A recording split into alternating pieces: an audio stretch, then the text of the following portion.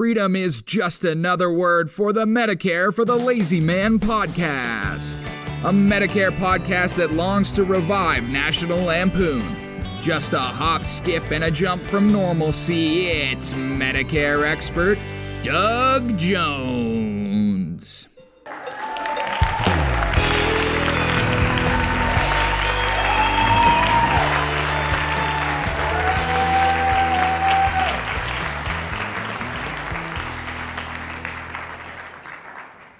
Well, hello, ladies and gentlemen.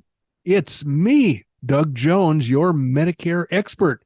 I'm sure that my Canadian nephew, Drew McMillan, just told you that. Welcome to another exciting episode of Medicare for the Lazy Man. I'm so happy to have you all here today. I'm hoping to share some valuable and perhaps entertaining Medicare knowledge. I'm hoping that you find this to be a worthwhile time in your day. I know you probably have a busy day with lots of things to do, but you've taken the time to join us for this episode, and I don't want to make it a waste of time for you. I want it to be completely worthwhile, and I want you to look back on it and say, wow, that was certainly great. When is the next episode coming my way? One of the ways that I'd like to make it worthwhile is to encourage you to consider buying my book, Medicare for the Lazy Man 2023. If you're approaching Medicare transition from Obamacare, or if you're approaching your 65th birthday and it's time to think about what insurance you're going to need to protect yourself from medical expenses going forward, then Medicare looks like your best bet. And because of that, there are a lot of people offering advice and standing in line ready to tell you what they think you ought to be doing. I am one of those people, but I like to think that my advice is simpler to understand and superior when executed properly. I can convey my advice to you in a very painless manner by virtue of my book, Medicare for the Lazy Man 2023. If you go to barnesandnoble.com or amazon.com and put that into the search window, Medicare for the Lazy Man 2023, you will find a world of advice that is actually condensed into a fairly small book, and it will guide you in your encounter with Medicare. It will be a short, pleasant read. It will be a memorable read, in fact, because everybody that I talk to about this goes back to refer to certain chapters that are more meaningful to them. And I expect that would be the same with most people. As they approach Medicare, what's my first step? What's my second step? What's my third step? And before you know it, you have Medicare. With my assistance, you will have enrolled in the ancillary medical products that plug the holes and gaps in Medicare, and you will have full-blown protection against frightening medical bills that could haunt you for the rest of your life. In this case, the insurance protects you from all that, and you can go on your way knowing that you've got complete security, financial security against medical bills. That's my goal for you, and I'm hoping that you are able to follow us with the the acquisition of that protection. And speaking of acquisitions, apparently we have acquired at least some real estate in a foreign city that I don't recognize. Randy has tried to explain it to me, and I'm not sure I understand. Randy, is this why we have so much red ink on the bottom of our financial reports? Because we become real estate moguls? There may be some relationship to that, Doug. I'm not sure. I didn't buy the whole building. We're just leasing a floor. Oh, so that means we could walk away if we had to. We could walk away if we had to, but you've got to look out the windows. It's really, really a great view. Well, it is a great view, but it's a little on the cloudy side out there. Now, cloudiness in Arizona is not a bad thing because it happens so infrequently. We look forward to it. But cloudiness in a southern city is a fairly common occurrence. And so I'd rather see the sun shining brightly through the windows of that conference room. So we may need to move again then, huh? Well, maybe to cheaper digs would be nice. But it does bring to mind what an advisor that Ray Kroc hired to guide his financial empire once he had McDonald's off the ground. Once it had turned into a very successful franchising effort, this advisor helped him simplify many of the complex financial dealings that Ray Kroc went through. But one day he told Ray Kroc something that Ray Kroc did not expect to hear, and that was, you are no longer in the food service business, you are in the real estate business. And that's because McDonald's owned all of the land that all of the McDonald's stores sat on. And that became the most valuable asset, not the revenue derived from the sale of 12-cent hamburgers or whatever they cost back then, but the value and the increasing value of the land that his company owned by virtue of the expansion of the franchise operation. So that was news to him. And frankly, what you announce to me every once in a while is news to me too.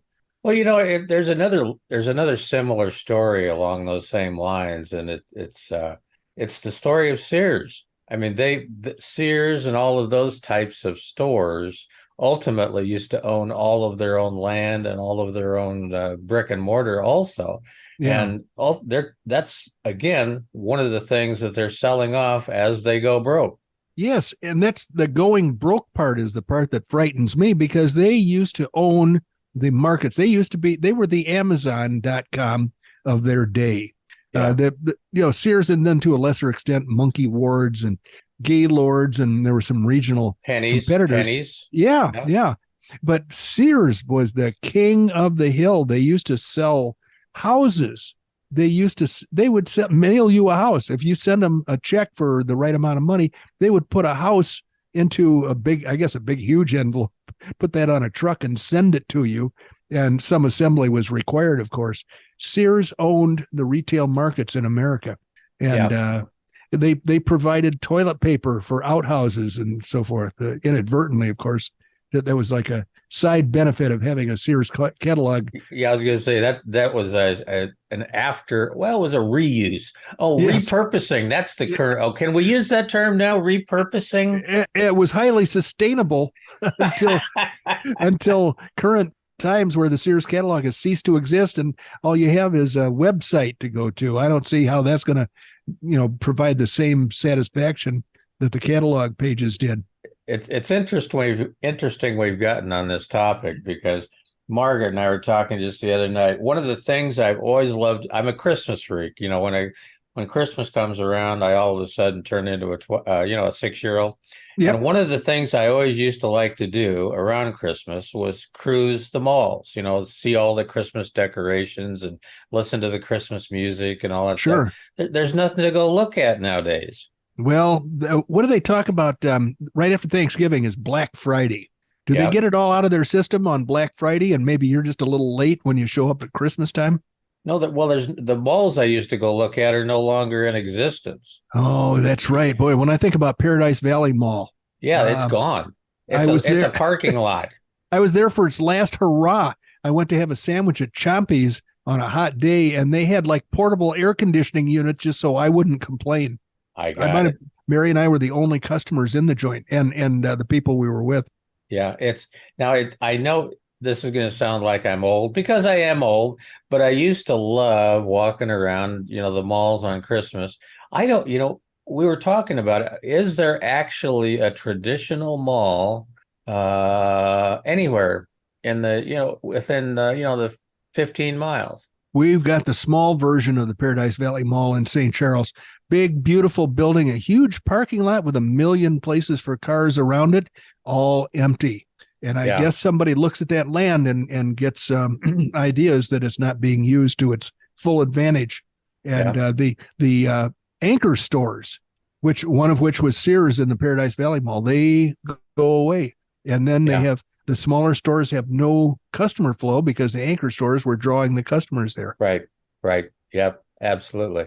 So, well, there's my misery for today, is I've got nowhere to go walk around during the holidays. Are you sorry for me? Do you feel sorry for me? Well, the good news for you is it's not Christmas time, so you're really not missing that Christmas spirit that you hope to enjoy.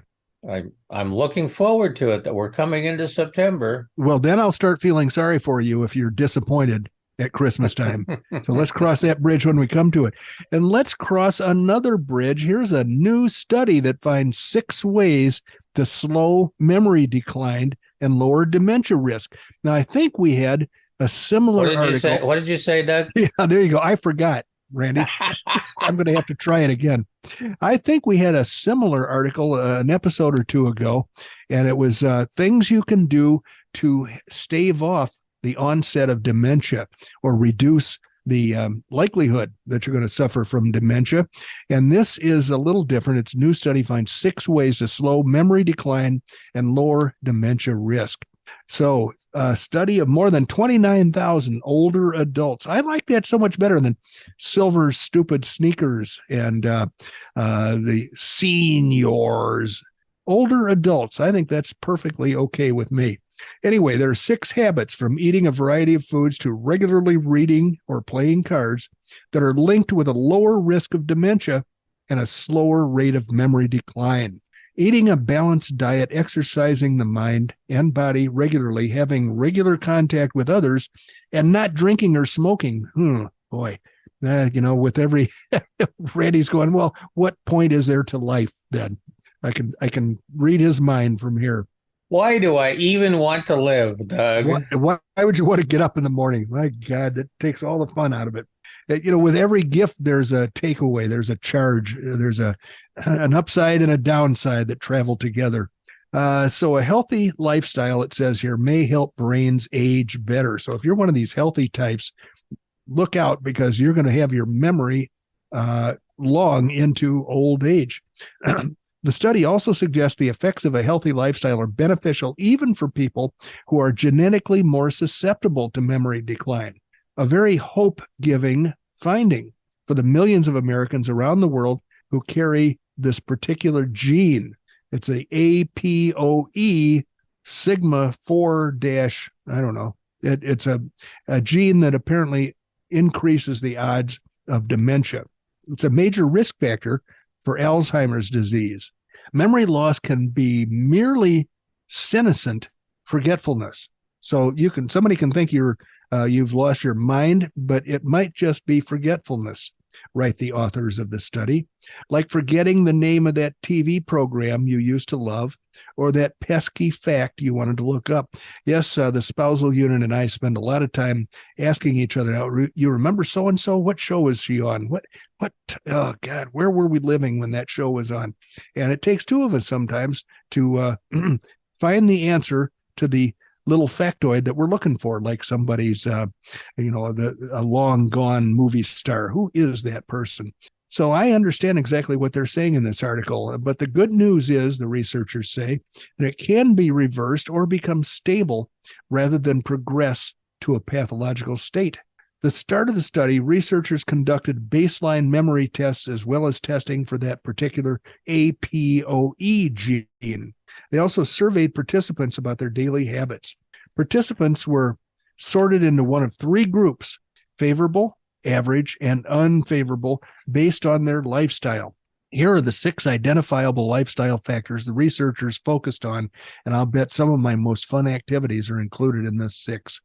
Physical exercise, doing at least 150 minutes of moderate or 75 minutes of vigorous activity per week. Number 2 is diet, eating appropriate daily amounts of at least 7 of 12 food items: fruits, vegetables, fish, meat, dairy products, salt, oil, eggs and cereals, legumes, nuts, and tea. The third one is alcohol. Never drank or drank occasionally. Well, that's one I'm probably going to fail at. I can try, but I'll probably fail. Smoking. Never having smoked. Oh, that ship has sailed for me. Or being a former smoker. I guess it's better to be a former smoker than to continue to smoke. Cognitive activity, exercising the brain at least twice a week by reading and playing cards or mahjong, for example. I used to play mahjong on the computer. There are several computerized mahjong games that I found fascinating. But when I stopped getting computers with a mouse, that meant that my mahjong play became more difficult. Can't do it very well with a touchpad. So I stopped playing mahjong, probably gained a lot more productive time in my life. The final episode, the final item on the list of 6 modifiable lifestyle factors is social contact, engaging with others at least twice a week by attending community meetings or visiting friends or relatives, for example. Over the course of the study, the researchers found that people in the favorable group, 4 to 6 healthy factors is the favorable group, and the average group, 2 to 3 healthy factors from that list of 6, they had a slower rate of memory decline over time than people with unfavorable lifestyles, 0 to 1 of those 6 healthy factors. The results show that more is better of those healthy behaviors. Can a hobby keep dementia at bay? Experts weigh in. The study stands out because of its size and follow-up over time, and because it was conducted, I didn't read this. It was conducted in China, where most publications are based on Western high-income countries. Well, I don't know. I don't know if that makes it as appropriate for us. Randy is looking at me like, what are you doing to me, Doug? We could have been talking about Medicare stuff instead of how to retain our memories from Chinese behavior patterns. But I digress. For instance, the study found that the lifestyle factor with the greatest effect on reducing memory decline was a balanced diet. Other studies have suggested that diet matters less in old age than physical and mental exercise. Oh boy, there's a link between how we live and our cognitive function as we age. So that is an interesting and hopeful article there that tells us that there is hope for the future. Oh boy. Now I'm going to put this article aside. There is one plan that's a Medicare Advantage plan that I have written about in my book that I actually like. It's a Medicare Advantage plan that has all the freedoms of a Medicare supplement plan. Oh, probably. I'm going to read it now. I don't like sadness, and this is like a death in the family. This is a letter from a listener to Tony King. Remember Tony? She spells Tony with an I because she's a girl. And of course, I spell Doug with a G because I'm a guy. Tony's from Sugarland, Texas, and she has a column. She does a lot of Medicare stuff, and she says, she answers this question: is an MSA, medical savings account, like an employer HSA plan? That's the question posed by this reader. And Tony goes on to say, great question, Janice. Oh, I should read the question. Never have I seen this question in your column. I'm leaving an employer's insurance plan, and I have an HSA that has a $5,000 deductible before the group health plan will begin to pay. I would like to know if there is a Medicare plan like my company's HSA plan. Our premiums are very affordable, with more doctors and hospitals than the company group health insurance with a typical health insurance deductible. When I retire in January, I will be on a fixed income with my Social Security check, and I really do not want to go the Medicare Advantage HMO route because I do not like an insurance company telling me where and if I can use certain doctors or facilities if I have a serious health problem. I've read about MSA in the Medicare and You handbook, but I cannot find any information on MSA in all the marketing material that's been mailed to me. So I'd like to know how I can get information about an MSA plan that might be sold in Texas and what the premium would be. How can I get information on this type of plan? I have a few friends who have an Aetna PPO Medicare Advantage plan that is leaving the Houston area, and they are having problems applying for a Medicare supplement due to health problems. I really do not want a Medicare Advantage HMO or PPO plan. Smart woman. I appreciate your time in explaining this. Janice from Cypress, Texas. And Tony answers, great question, Janice. MSAs are new to the Medicare market with only one MSA company available in Texas.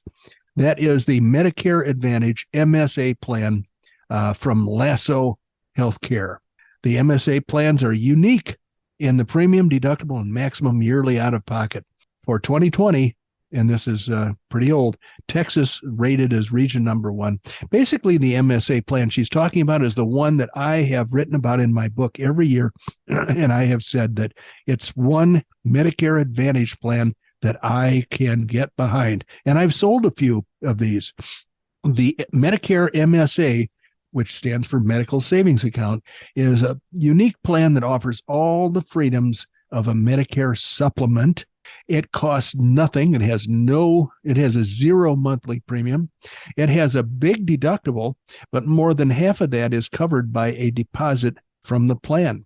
So let's say it's got a $5,000 deductible, but the plan puts $3,000 into an account in your name.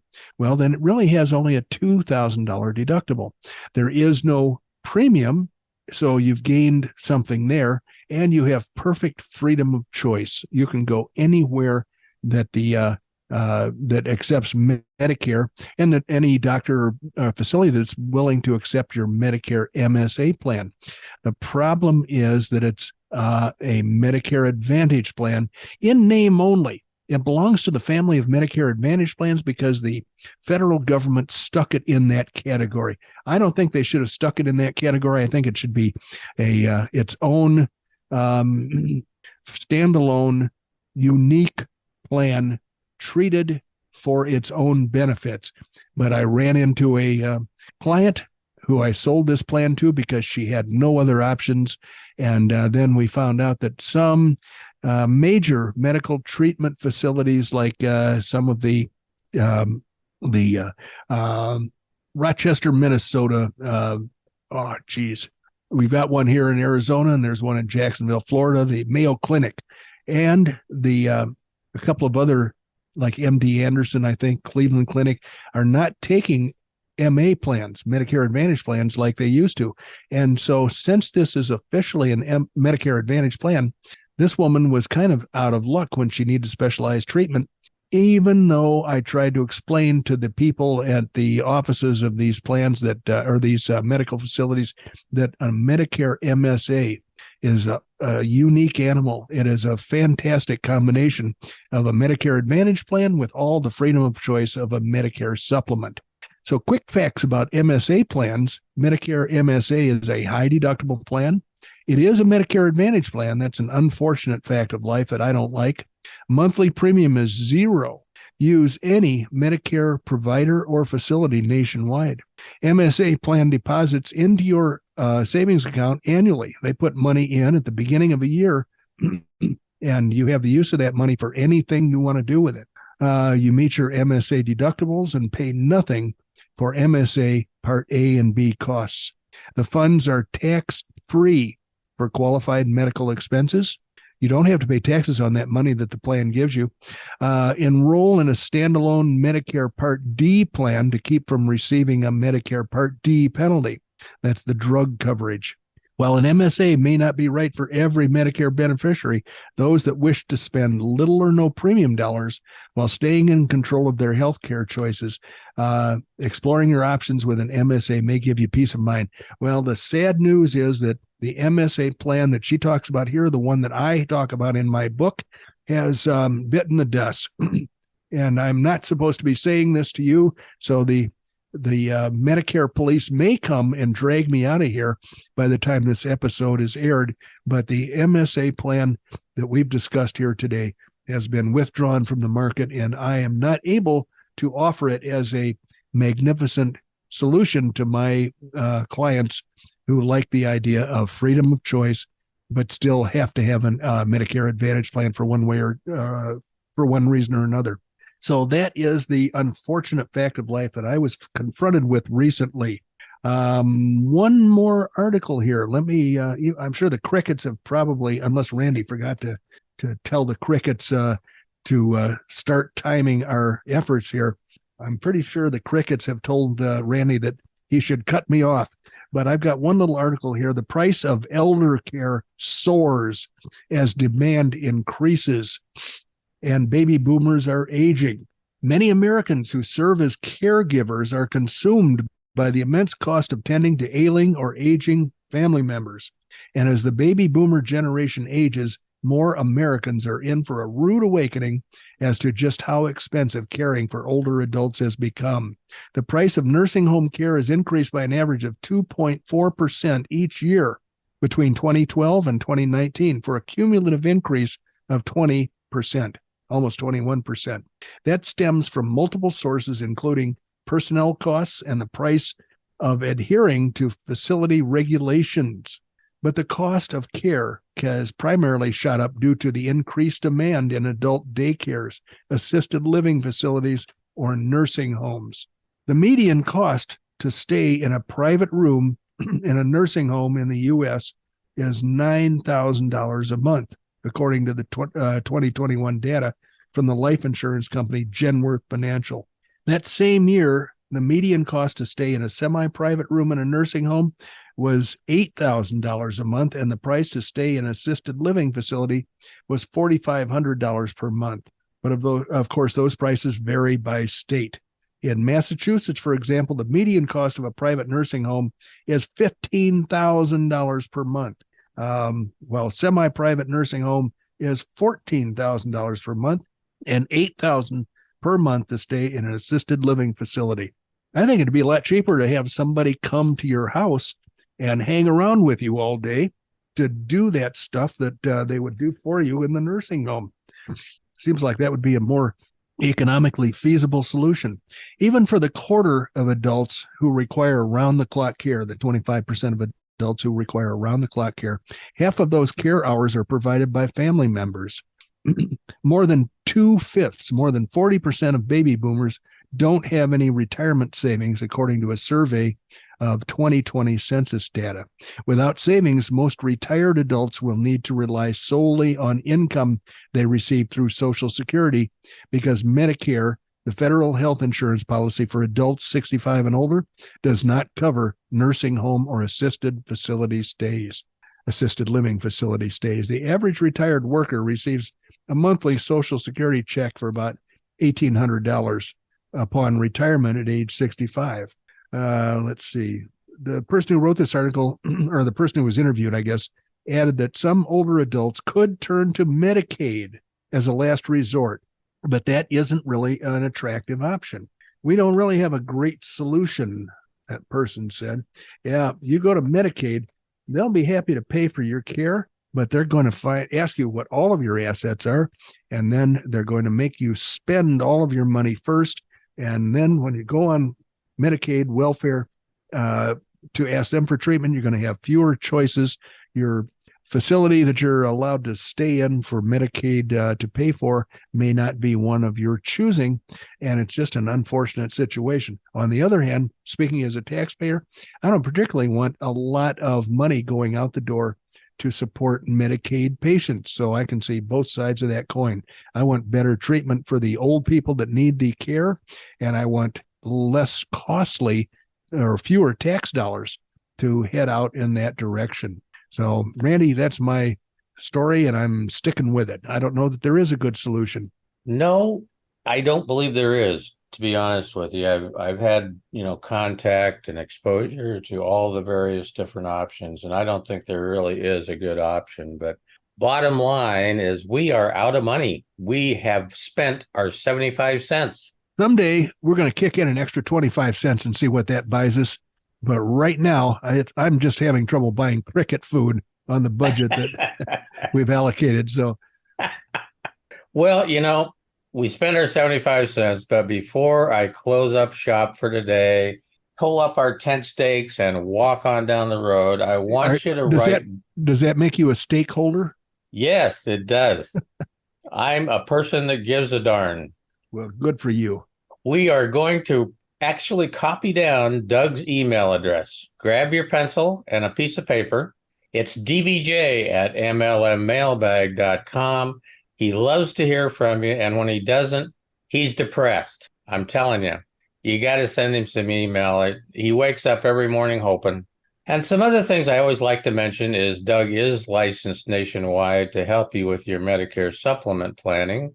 And you can check us out on our website at medicareforthelazyman.com. I would appreciate, as would Doug, finding a place to give us a review on the podcast and the book. our life in this kind of a world is all about the numbers. But last, but certainly not least, is thank you for joining us. You could have been a number of different places, and you weren't. You were here with us, spending some quality time with Medicare for the Lazy Man podcast. If you didn't keep your track of your watch, I know nobody wears a wristwatch anymore. I'm telling my age, but if you didn't, you have just spent about 32 and a half minutes with Doug Jones, the insurance guy from Oklahoma. No more. He's living in Cave Creek up in the high ground. And I just heard from one of his neighbors that last night he spent the whole night out in the backyard keeping track of the Medicare Advantage salesman. And I kept him away. With a pair of Army surplus binoculars and a telescope. I've got 3 eyes. Yes, absolutely. And ultimately, I'm going to put him in at about 7,500 feet because he needs to. I think you need to live longer if you have oxygen. My brain needs a little more oxygen than it's been getting lately. I think that's been that's been very apparent. But ladies and gentlemen, thank you so much for putting up with us today, and I look forward to having you join us for our next episode. So long.